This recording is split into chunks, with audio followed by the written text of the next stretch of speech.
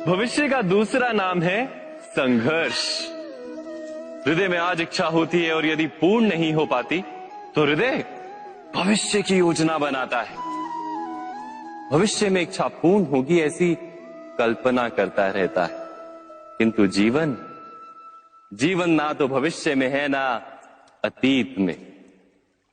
जीवन तो इस क्षण का नाम है, अर्थात इस क्षण का अनुभव ही जीवन का अनुभव।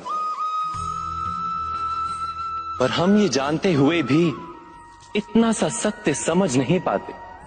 या तो हम बीते हुए समय के स्मरणों को घेर कर बैठे रहते हैं, या फिर आने वाले समय के लिए हम योजनाएं बनाते रहते हैं और जीवन जीवन बीत जाता है।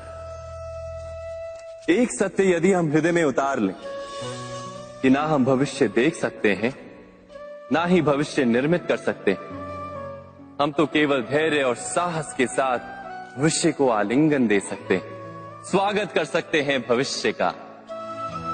तो क्या जीवन का हर पल जीवन से नहीं भर जाएगा? स्वयं विचार कीजिए।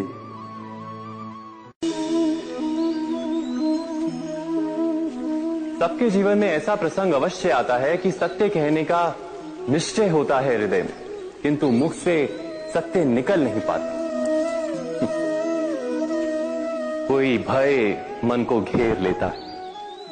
किसी घटना अथवा प्रसंग के बारे में बात करना, या फिर स्वयं से कोई भूल हो जाए उसके बारे में कुछ बोलना, क्या ये सत्य है? नहीं, ये तो केवल तथ्य है। अर्थात जैसा हुआ था वैसा केवल बोल देना सामान्य सी बात है। किंतु कभी कभी उस तथ्य को बोलते हुए भी भय लगता है।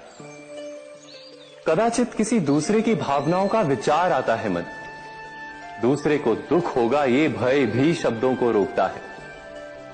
तो ये सत्य क्या है? क्या हमने कभी विचार किया है? जब भय रहते हुए भी कोई तथ्य बोलता है तो वो सत्य कहलाता है। वास्तव में सत्य कुछ और नहीं, केवल निर्भयता का दूसरा नाम है। और निर्भय होने का कोई समय नहीं होता, क्योंकि निर्भयता आत्मा का स्वभाव है। अर्थात क्या प्रत्येक क्षण सत्य बोलने का क्षण नहीं होता?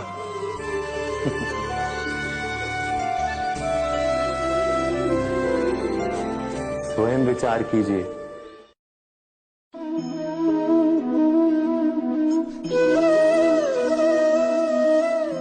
परंपरा में धर्म बसता है और परंपराएं ही